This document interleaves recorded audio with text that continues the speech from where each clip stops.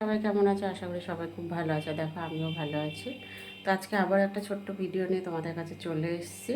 আর কেউ কিন্তু স্কিপ করে চলে যেও না, প্লিজ প্লিজ প্লিজ পুরো ভিডিওটা দেখো। যারা আমার পুরো ভিডিওটা দেখবে, ভালো লাগলে লাইক কমেন্ট শেয়ার করে দিও। যারা আমার ইউটিউব চ্যানেলে দেখছো একটা সাবস্ক্রাইব করে পাশে থেকো, আর যারা ফেসবুকে দেখছো ফলো করে সাথে থেকো। তো চলো আজকে আমি কি রান্না করবো সেটা তোমাদেরকে দেখিয়ে নিই।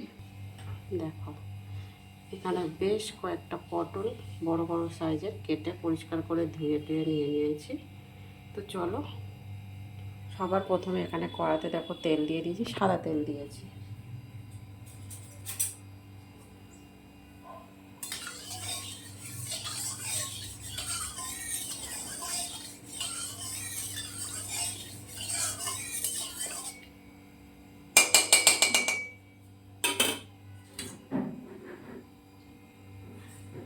পটলগুলোকে না আমি কেটে ধুয়ে বেশ কিছু সময় ভালো করে জলটা ঝরিয়ে নিয়েছি, যাতে পটলে একটু জল না থাকে।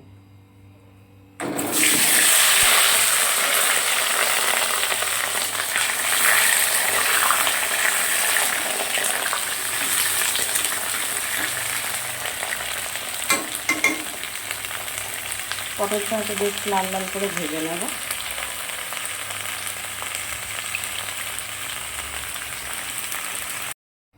আলু পটল দুটোই কিন্তু একদম গ্যাস কম করে দিয়ে এমনভাবে ভেজেছি যাতে সিদ্ধ হয়ে যায়। আলু ভাজাও হয়ে গেছে, পটলও ভাজা হয়ে গেছে, সিদ্ধও হয়ে গেছে। এবারে আমি এটা রান্না করবো। দেখো বেসিক্যালি আমি আজকের আলু পটলের রসা বানাচ্ছি। এইভাবে একদিন হলেও বানিয়ে খেয়ে দেখো বন্ধুরা, খুব ভালো লাগে। কিন্তু একসাথে দিয়ে সব কিছু দিয়ে তো রসা বানানো যেতেই পারে, কিন্তু আমি আজকে একটু অন্যরকম করে করছি। এর আগেও একদিন করেছিলাম, ভালোই লেগেছিলো খেতে, তাই ভাবলাম আজকেও বানিয়ে নিই, ওইভাবেই খাবো। তো দেখো এখানে ফোড়ন দেবো লবঙ্গ আর দারচিনি। ঠিক আছে, ফোড়নে দিলাম।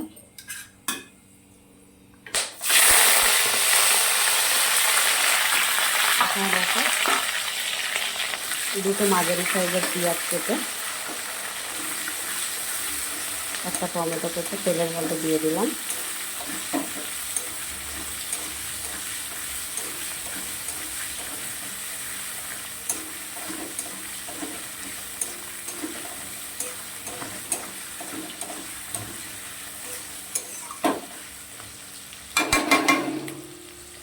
তো আগে এটা ভালো করে লাল লাল করে ভেজে নিই পেঁয়াজ আর টমেটোটা।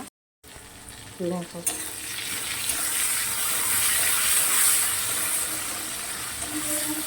পেঁয়াজ আর টমেটোটা কিন্তু দেখো লাল লাল করে ভাজা হয়ে গেছে। আর আমি এতে দেবো 2 চা চামচের মতন আদা বাটা, 1/2 চা চামচ তোমার রসুন বাটা।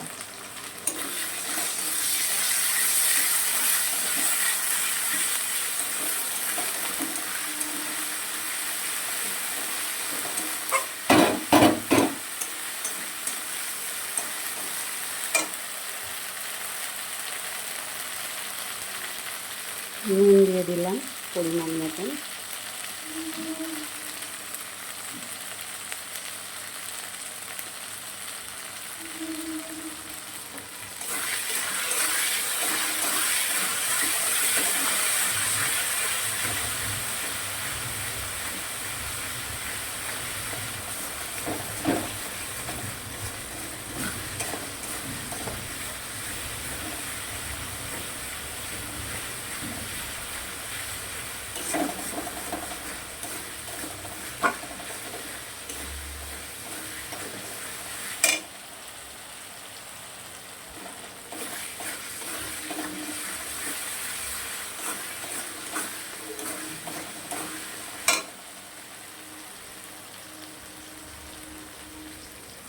হলুদ দিয়ে দিলাম,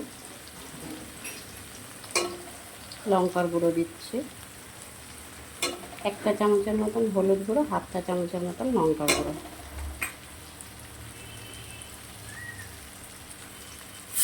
সামান্য একটু জল দিয়ে দিলাম। এবার মশলাটা খুব ভালো করে কষিয়ে নেব।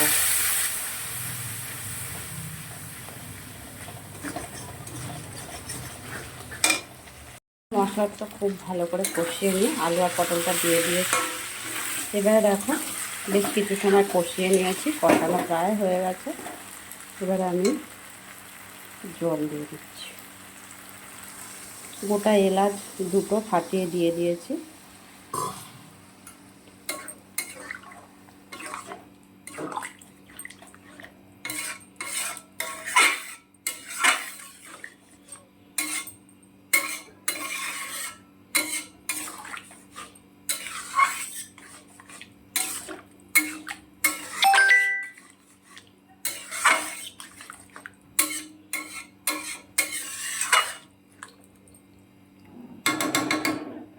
এবার এটা ভালো করে ফুটে উঠলে একটু মিষ্টি দেব, দিয়ে নামিয়ে নেব।